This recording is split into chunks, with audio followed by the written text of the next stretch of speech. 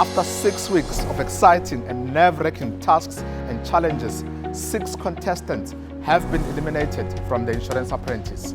With only 3 contestants remaining, the time has come for the final task of the Insurance Apprentice. Sipamandla, Amukelang and Memory are about to tackle the task presented by the FSCA.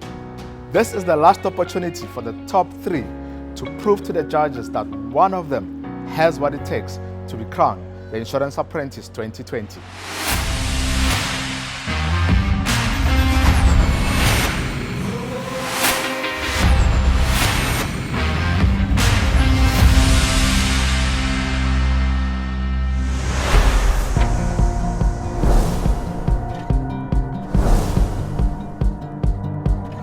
Congratulations, apprentices, on getting this far.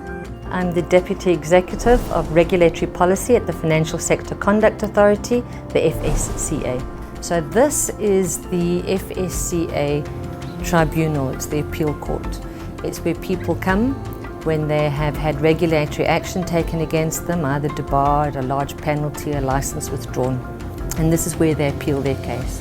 So normally what we do is we ask the contestants to pretend they work for the FSCA. What we're going to do today is we're going to treat you as a key individual of a financial institution, an insurer, who is in breach of the regulations. This time we've taken a real issue where we feel that there's still issues in the industry around compliance, especially around overcharging customers or remunerating brokers to the extent that it drives conflict of interest. And we're going to issue you with a debarment order, okay, for your non-compliance. Could I ask you to please issue the apprentices with their notices of our intention to debar them? You're in terms of section 1541B, read with 1531A of the Financial Sector Regulation Act 9 of 2017, notified of the intention of the Conduct Authority to issue a debarment order against you for an alleged contravention in the insurance regulations, the policyholder protection rules, and the Phase Act in a material manner. The available information, facts, and evidence which inform the FSCA's intended debarment order are as follows. The FSCA received a complaint from a customer that Insurance Apprentice Pty Limited have contravened the binder, outsourcing, commission regulations, as well as the policyholder protection rules as set out above.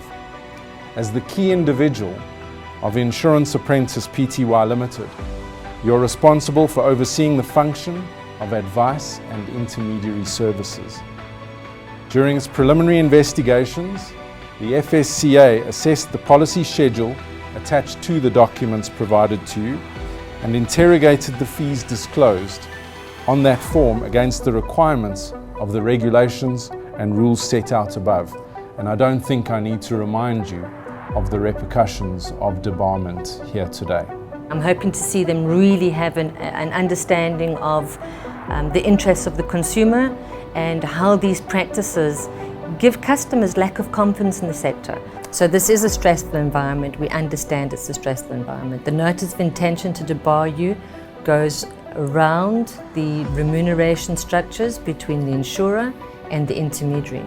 It is based on a complaint that we've received regarding abuse of remuneration in terms of charges that the brokers charged on top of the premium, the commission structuring, and most particularly an outsource fee.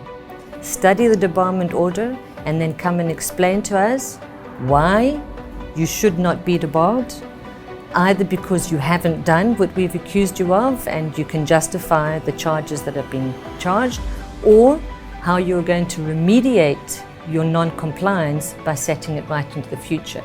I wish you lots of luck.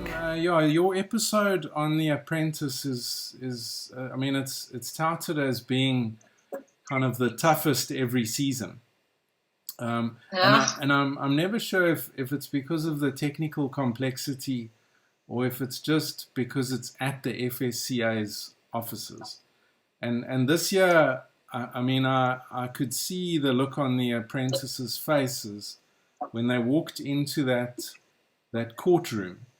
Do you want to just explain that room to the viewers, because it is very intimidating.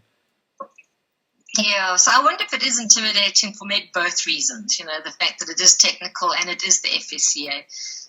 Although we try very hard not to be intimidating. But this year, I think The Apprentice was designed to be a bit more intense than previous years. I felt it the whole way through all the episodes I was watching. And this year we hosted it in what used to be our appeal court or our tribunal. The tribunal's now moved outside the FSCA, so the courtroom was empty. But that's the appeal court, which is manned by a whole set of high court judges. It has the effect of a real court, and it listens to appeals of any decision that the FSCA might have made or that the ombudsman, the phased ombudsman and the pensions fund adjudicator make. So it's a real appeal court with real weight and law. So it is a bit of an intimidating room. So the task itself, I thought that the team did fairly well. I mean, considering they were almost in an unwinnable situation. It was like they were coming to make representations, and it struck me as being clear that they, well, to put it bluntly, they were guilty of what they were being accused of.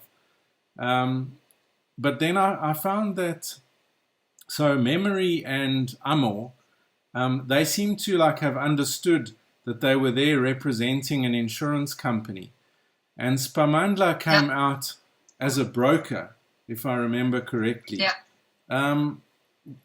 Do you think that counted against him? I mean, because it seemed unlikely that scenario would actually happen that way. Yeah, no, I don't think that counted against him, not for me anyway. I think what counted very much in Memory's favour is, you say, they were in a very difficult position. You never get debarred unless there's a weight of evidence against you. And in this case, it was a real schedule taken from the industry and given to them and said, this is not correct behaviour.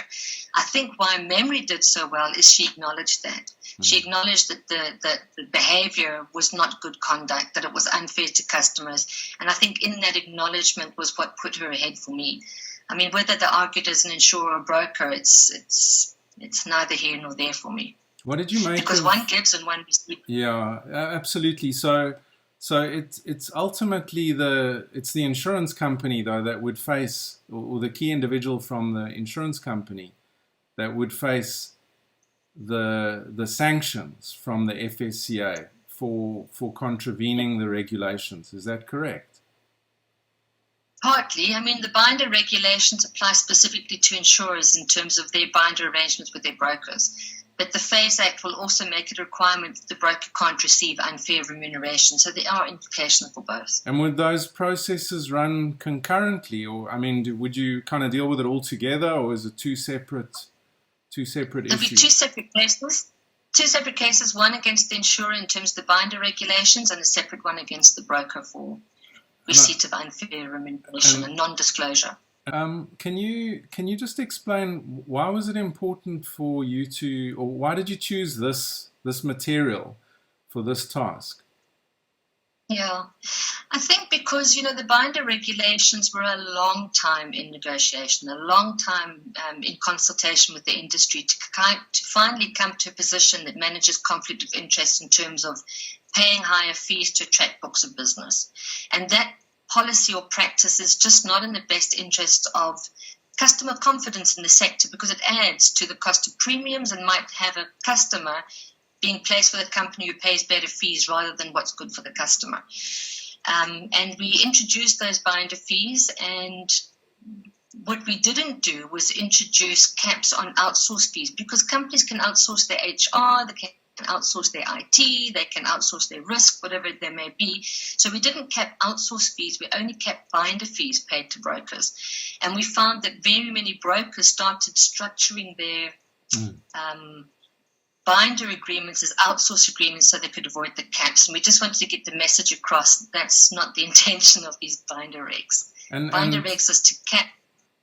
So you're saying also that it should be impossible that an outsource fee is higher than what you would have been paying on the binder fees, because I mean you're performing less activities, aren't you? Or exactly. Is it possible you could have a 8% outsource fee, but your binder fee when you were actually making decisions, paying claims, etc., is capped at 5%? No, we don't think so. So we say if binder caps are 3.5% for enter, interview, and renew, that includes administration. So how can you just pay 20% for administration if the enter, interview, renew, including administration, is at 3.5%? You also get claims administration, but the claims binder would then also include the claims administration. So it doesn't make sense to us to see very, very high admin fees when they don't do any of the other functions. And that was the message we were trying to get across. So just to be clear then, Caroline, I mean, those examples we gave the apprentices, as I said, it was fairly obvious that they had done what they were being accused of doing. And really, I think what we were looking for is that they came out with a bit of empathy and almost an admission that there'd been some kind of failing, and then we were doing whatever they could to fix it.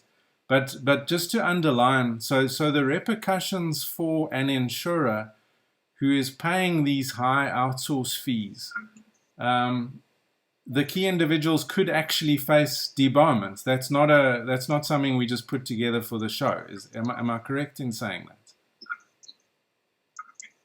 Yeah, so one of the consequences could be debarment. There are other consequences, though. We chose debarment for the show for, entertainment effect as well, I suppose. But, I mean, the insurance company could be penalized. It could be issued a penalty. It could be required to remediate fees back to customers. So there could be many other consequences other than debarment. Debarment is just one of our penalties or options that we have. But